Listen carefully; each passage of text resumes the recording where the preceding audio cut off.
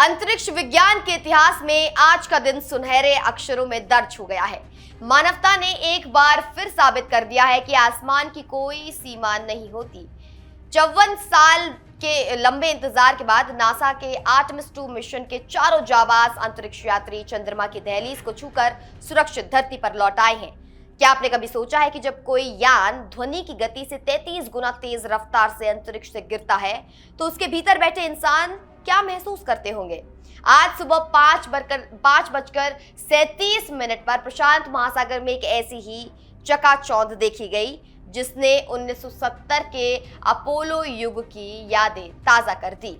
6 minute का खौफनाक सन्नाटा, हजारों डिग्री का तापमान और चंद्रमा के अनकहे रहस्यों को अपनी आंखों में समेटे 4 अंतरिक्ष यात्री अब हमारे बीच वापस आ चुके हैं। आखिर इस मिशन ने कैसे तोड़ा अपोलो 13 का रिकॉर्ड? आइए आर्टेमिस 2 की इस ऐतिहासिक वापसी और रोंगटे खड़े कर देने वाले सफर को विस्तार से समझते हैं। नासा का ओरियन स्पेसक्राफ्ट, जिसे इंटीग्रिटी नाम दिया गया था, आज सुबह अमेरिका के सैन डिएगो तट के पास प्रशांत महासागर में सुरक्षित उतरा। Commander Reid Wiseman, pilot Victor Glover, mission specialist Christina Koch और कनाडा के जेरेमी हैंसन ने मैक 33 यानी कि ध्वनि से 33 गुना तेज की अविश्वसनीय गति से पृथ्वी के वायुमंडल में प्रवेश किया। जैसे ही कैप्सूल पानी से टकराया, अमेरिकी नौसेना का युद्धपोत यूएसएस जॉन पी मूर था उनकी रिकवरी के लिए पहले से ही मुस्तैद था। धरती पर उतरने के दौरान सबसे नाजुक पल तब आया जब ओरियन कैप्सूल 6 मिनट के कम्युनिकेशन ब्लैकआउट में चला गया। वायुमंडल के घर्षण से पैदा हुई गर्मी के कारण सिग्नल पूरी तरह कट गए और मिशन कंट्रोल में बैठे वैज्ञानिकों की सांसें थमी हुई थी। हीट शील्ड ने हजारों डिग्री सेल्सियस के तापमान को झेला और स्वचालित पायलट मोड पर यान ने पैराशूट की मदद से सुरक्षित लैंडिंग की। भले ही आर्टेमिस 2 चंद्रमा की सतह पर नहीं उतरा, लेकिन इसने एक नया कीर्तिमान स्थापित कर दिया है।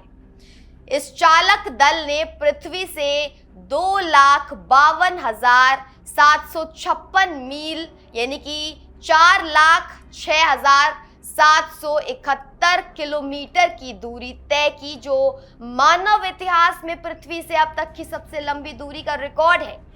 इस दौरान उन्होंने चंद्रमा के उस सुदूर हिस्से यानी कि फार साइड के ऐसे दृश्य देखे जो पहले कभी किसी इंसान ने नहीं देखे थे, और अंतरिक्ष से पूर्ण सूर्य ग्रहण का अद्भुत नजारा भी दर्ज किया। इस मिशन का सबसे भावुक क्षण तब आया जब अंतरिक्ष यात्रियों ने चंद्रमा के 2 क्रेटरों का नाम अपने चंद्रयान और कमांडर वाइजमैन की दिवंगत पत्नी कैरोल के नाम पर रखने की अनुमति मांगी।